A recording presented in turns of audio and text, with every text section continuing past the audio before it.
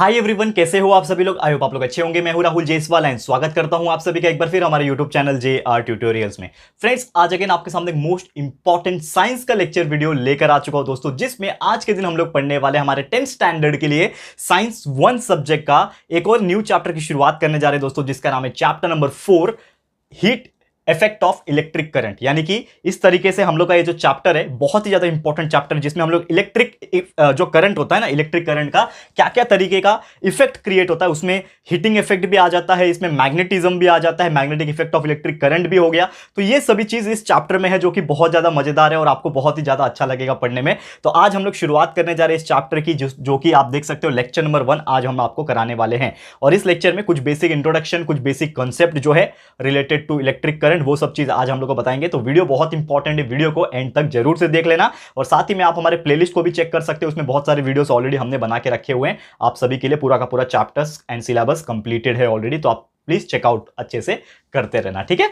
तो चलिए शुरुआत करते हैं। सबसे पहले अगर मैं बात करूं इफेक्ट्स ऑफ इलेक्ट्रिक करंट, तो आप जानते हैं दोस्तों कि हमारा जो इलेक्ट्रिक करंट होता है, जो बिजली होता है ना, इन शॉर्ट अगर मैं बात करूं, जो करंट होता है, करंट का हम इस्तेमाल, अगर मैं बात करूं करंट का जो इस्तेमाल है, हम लोग बहुत ही अलग अलग तरीके से करते हैं।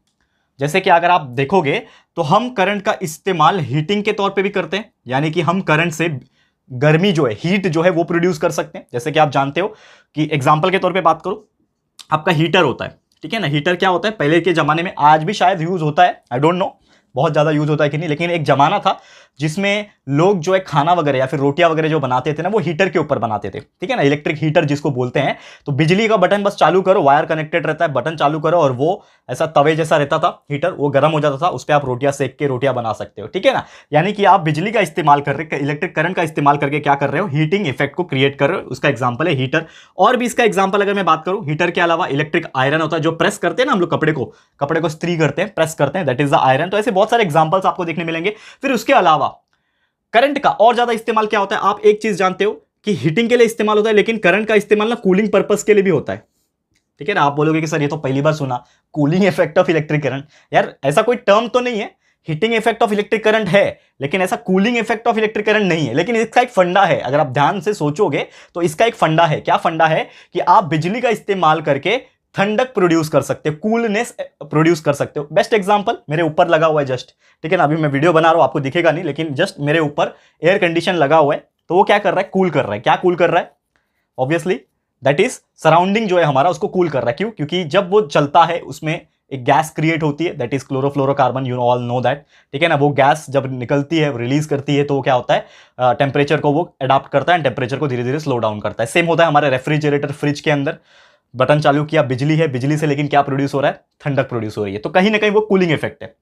बहुत सारे एग्जांपल है, फ्रिज हो गया, ठीक है ना, फ्रिज हो गया, एयर कंडीशन हो गया, रेफ्रिजरेटर, जो भी है बोलना है बोल सकते हो, ठीक है। लेकिन इसके अलावा जो जाना माना एक और करंट का यूज है या फिर करंट का इफेक्ट है, जो सबसे ज्यादा यूज होता है, उसको हम लोग बोलते हैं मैग्नेटिक इफेक्ट, ठीक है। क्या बोलते हैं उसको, मैग्नेटिक इफेक्ट। और इसको एक और बहुत ही कॉमन नाम से जाना जाता है दोस्तों, आप सभी जानते होंगे, जिसको हम लोग बोलते हैं मैग्नेटिज्म। ये तो आपने सुना भी होगा, मैग्नेटिज्म क्या होता है। तो मैग्नेटिज्म इज नथिंग बट कि जब हम लोग कोई बिजली का इस्तेमाल करते हैं अराउंड द मैग्नेट्स, ठीक है ना, हम लोग जब बिजली का इस्तेमाल करते हैं अराउंड द मैग्नेट्स, तो वहां पे क्या होता है, एक मैग्नेटिक फील्ड प्रोड्यूस हो जाती है, मैग्नेटिक प्रॉपर्टी प्रोड्यूस हो जाती है, मैग्नेट्स, ठीक है ना। उसका best example electric generator, electric Motors, ये सब का कंसेप्ट है। और ये चैप्टर में हम लोग को यही सब चीजें तो पढ़ना है। शुरुआत में बताऊंगा इलेक्ट्रिक कंसेप्ट, इलेक्ट्रिक करंट का जो बेसिक पावर का क्या रिलेशन होता है, क्या एक फॉर्मूला बनता है, वो मैं आपको पढ़ाऊंगा। उसका क्या क्या यूजेस है वो हम लोग जानेंगे। थोड़ा सा बात करेंगे हीटिंग इफेक्ट के बारे में ये लेक्चर में। तो छोटा सा लेक्चर है, बहुत ज्यादा बड़ा नहीं लूंगा, टेंशन नहीं लेना, आपको धीरे धीरे करके जाना है, क्योंकि सिलेबस ऑलमोस्ट कंप्लीट है हमारा, आप चेकआउट कर सकते हो जाके। बाकी जो चीजें हैं वो आपको मिल रही है कंटिन्यूअसली, तो आपको बिल्कुल चिंता नहीं करना है। तो उम्मीद करता हूं कि ये चीज आपको समझ में आ गया होगा। अब थोड़ा सा हम लोग क्या करते हैं, आगे बढ़ते हैं और पहला हेडिंग डालते हैं, जिसका नाम है दोस्तों एनर्जी ट्रांसफर इन इलेक्ट्रिक सर्किट, ठीक है। इलेक्ट्रिक सर्किट में कैसे एनर्जी जो है वो ट्रांसफर होगा, ठीक है।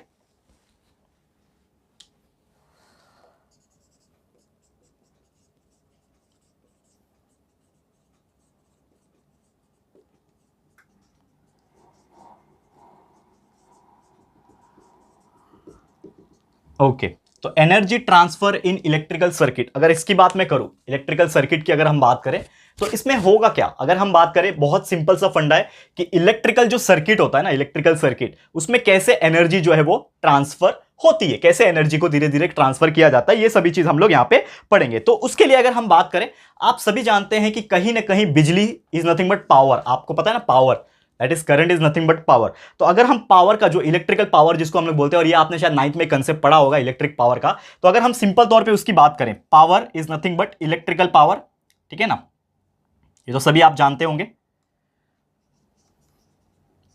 Electrical power.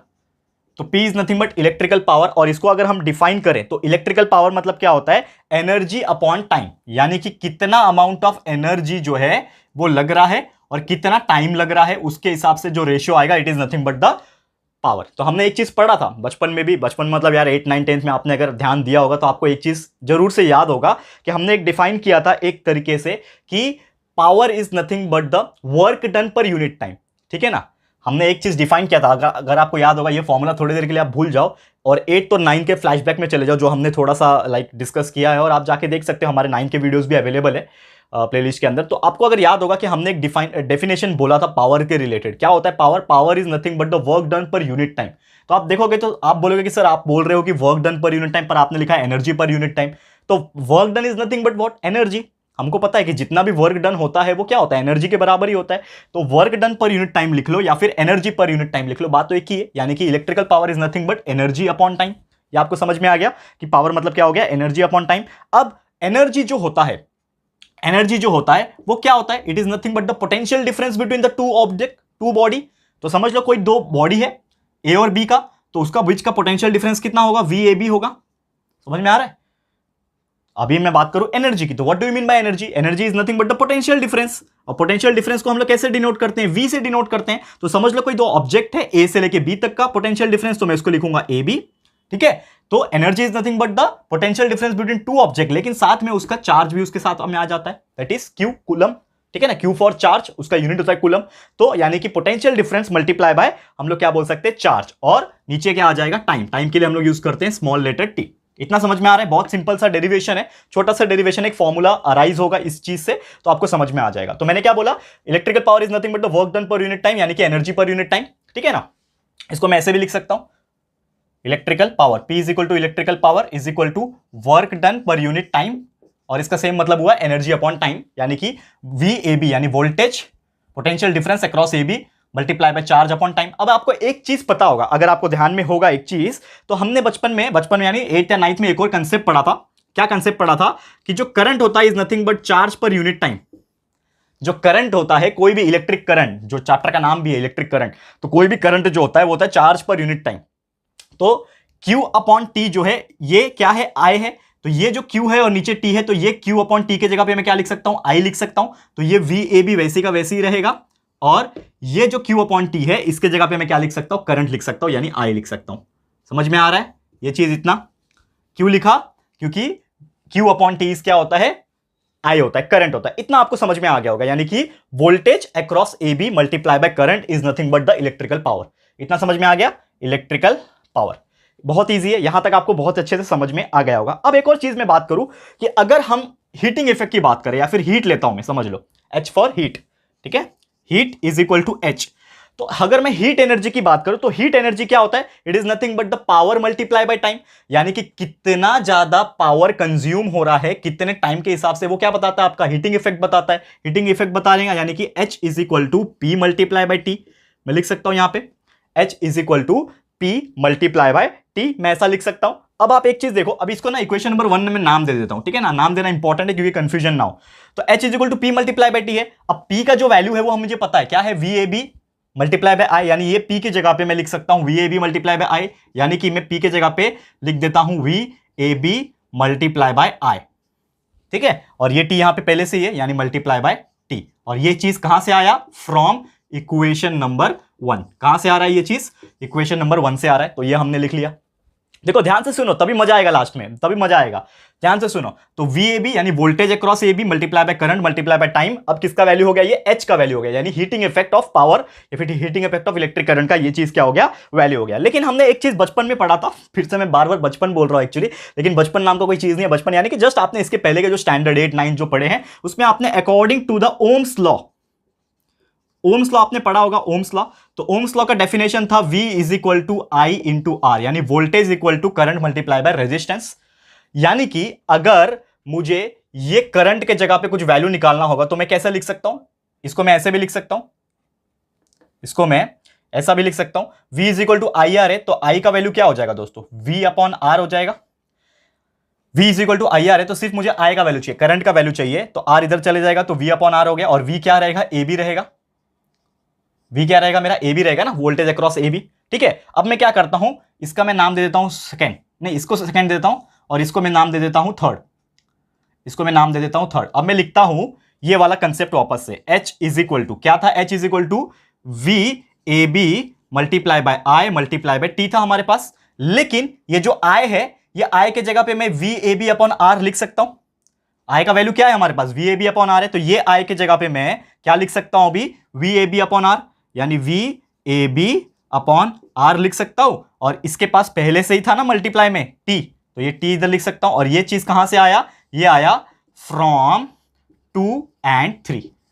समझ में आ रहा है क्या बोल रहा हूं मैं, ये कहां से आया, फ्रॉम 2 एंड 3। अब यहां पे आप देखोगे तो VAB VAB क्या हो गया, 2 VAB हो गया, तो ये हो जाएगा VAB का स्क्वायर, यानी कि H is equal to voltage across AB का स्क्वायर मल्टीप्लाई बाय T, और नीचे आ जाएगा R।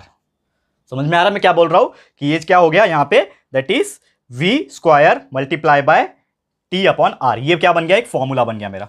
ठीक है, ये मेरा फॉर्मूला हो गया कि अगर आपको बाय चांस फ्यूचर में कोई पूछता है कि calculate the heating effect of electric current, और आपको वोल्टेज दिया हुआ है, टाइम दिया हुआ है, रेजिस्टेंस दिया हुआ है, तो इस फॉर्मूले के हिसाब से आप लिख सकते हो। तो ये फॉर्मूला आप नोट डाउन कर सकते हो H के हिसाब से। लेकिन अभी एक और फॉर्मूला मैं बनाऊंगा, और एक और फॉर्मूला कैसे बनेगा, अगर आप ध्यान दो इधर पे, तो जैसे मैंने बोला कि V is equal to I R है, लेकिन ये जो VAB है इसको मैं वापस से लिखता हूं H का फॉर्मूला बना के, कि H इज इक्वल टू क्या है हमारे पास, VAB multiply by I multiply by T है ना, यहां से लाया मैंने, सेकंड वाले से लाया, सेम चीज, H is equal to heat is equal to VAB IT है। लेकिन V का वैल्यू क्या है, IR है, यानी कि V के जगह पे, ये V के जगह पे मैं I और R लिख सकता हूं, बिल्कुल लिख सकता हूं। तो कैसे लिखूंगा, H इज इक्वल टू, ये इसके जगह पे मैं क्या लिखूंगा, I मल्टीप्लाई बाय R, और ये IOT पहले से ही है, और ये चीज कहां से आया, फ्रॉम 2 एंड 3, फिर से, ठीक है ना। अब ये I और ये I मल्टीप्लाई हो जाएंगे, तो H इज इक्वल टू क्या बनेगा, I का स्क्वायर,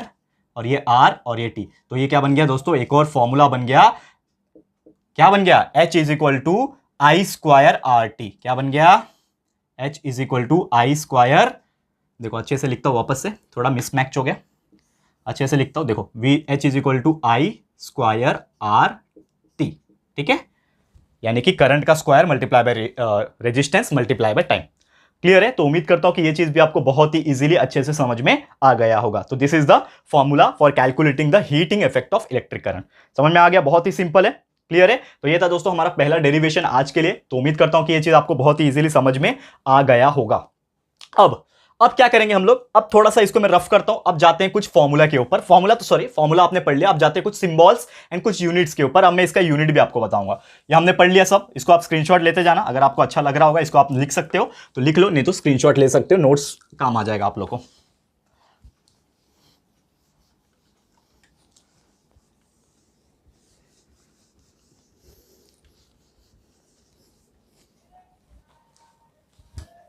ओके चलो, अब हम बात करेंगे यहां पे कुछ यूनिट्स के बारे में। तो यूनिट्स क्या होता है, यूनिट इज नथिंग बट जिससे हम लोग मेजर करते हैं। तो आपको सबसे पहले अगर मैं बात बताऊं कि जो पावर होता है ना, पावर, ठीक है, तो पावर का एक यूनिट होता है, उसको हमेशा आपको ध्यान में रखना है कि power is nothing but joule पर सेकेंड, और इसको हम लोग हमेशा लिखते हैं वैट से। ठीक है, ये चीज आपको ध्यान में रखना है कि पावर का जो ऐसा यूनिट होता है वो वैट होता है, या फिर जूल पर सेकेंड भी आप इसको लिख सकते हो।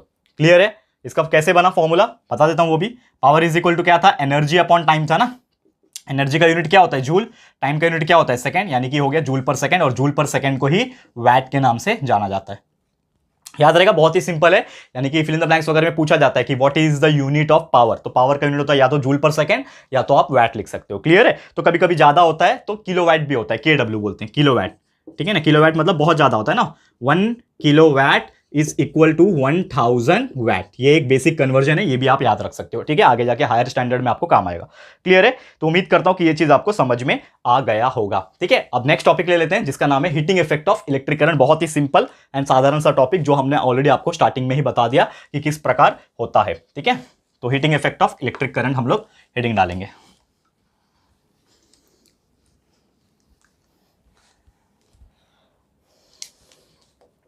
Okay, heating effect of electric current.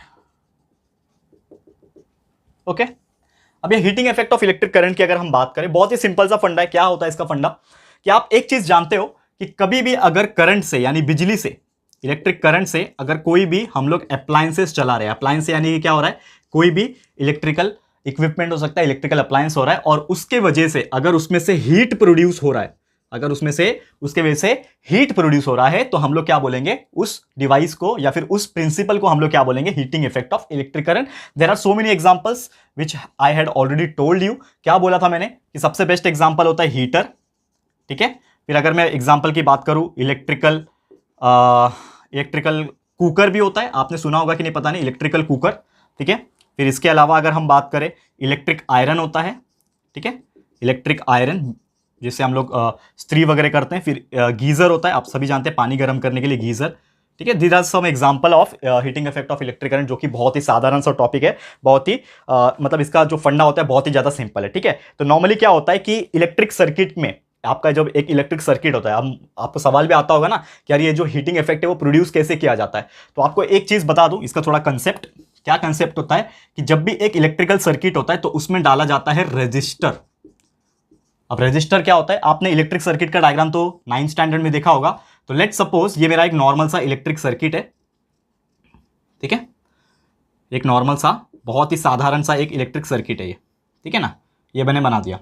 अगर आप ध्यान दोगे यहाँ पे, तो ये जो पार्ट दिख रहा है इसको हम लोग बोलते हैं रजिस्टर आर।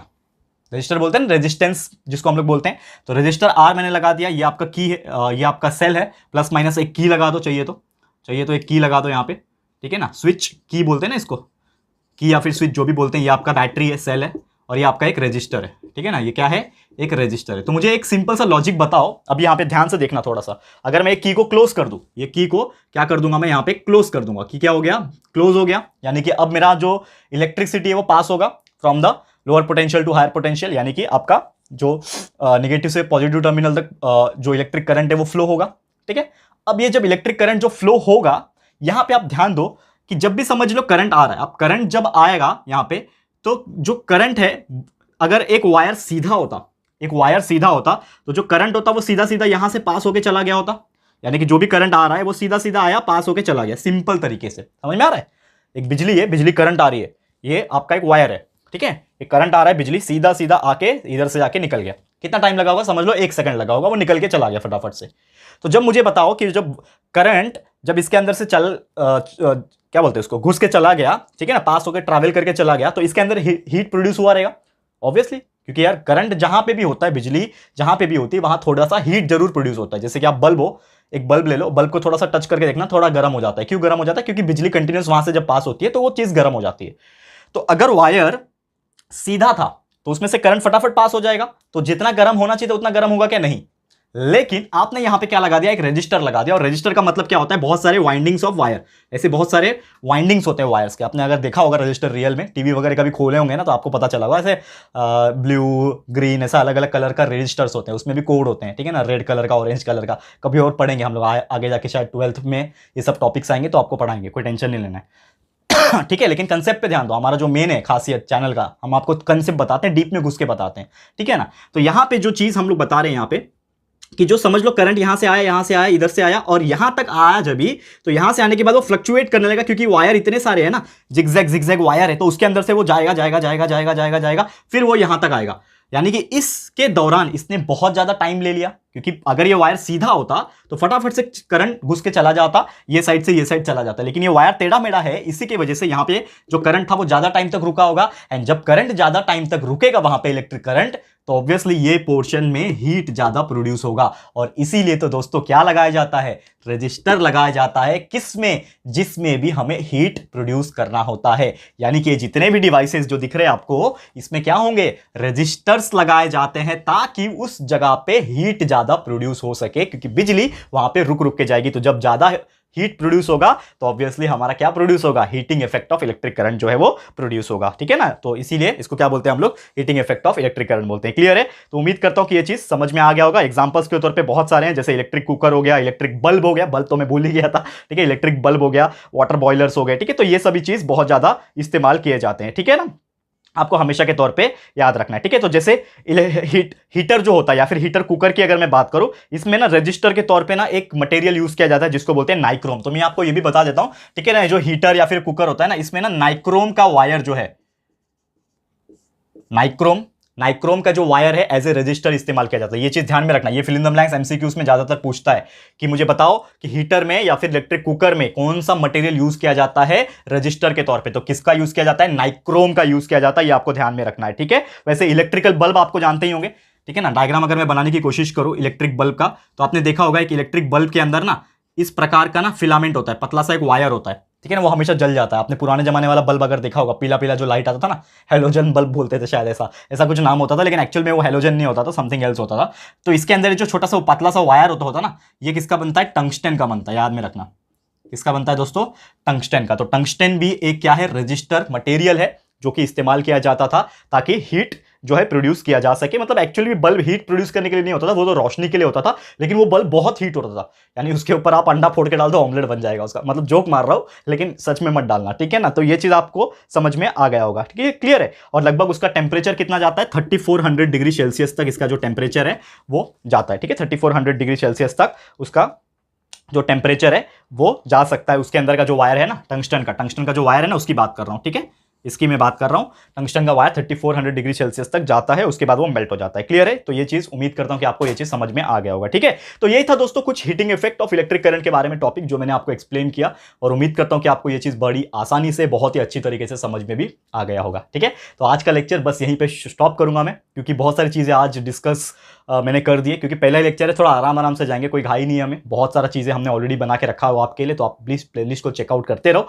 बहुत सारी चीज अवेलेबल है। और साथ ही में ये चैप्टर्स भी धीरे धीरे करके हम लोग खत्म कर देंगे, तो टेंशन बिल्कुल नहीं लेना है। पहला लेक्चर था, बहुत सारी चीजें कंसेप्चुअल नॉलेज वाले और इंपॉर्टेंट चीज भी हमने आपको एक्सप्लेन कर दिया। तो आज के लिए इतना ही। ये वीडियो आपको कैसा लगा है दोस्तों, प्लीज हमें कमेंट करके बताना, अपनी राय और सजेशन जरूर से देना। वीडियो अगर पसंद आया है, अच्छा लगा है दोस्तों, तो प्लीज वीडियो को लाइक कीजिएगा, शेयर जरूर से कर देना, अपने सारे फ्रेंड्स एंड रिलेटिव्स जितने भी होंगे यार, सबको शेयर कर दो फटाफट से। एंड फर्स्ट टाइम चैनल पे आए हो, अभी तक चैनल को सब्सक्राइब नहीं किया है, तो फटाफट से चैनल को सब्सक्राइब कर देना। एंड साथ ही में एक बेल आइकन होता है, उसको प्रेस कर देना, ताकि फ्यूचर में हम कोई भी वीडियोस को अपलोड करेंगे तो आप लोग को नोटिफिकेशन मिलती रहेगी, ठीक है फ्रेंड्स। तो मिलते हैं हमारे अगले वीडियो में। ये वीडियो देखने के लिए thank you and good bye.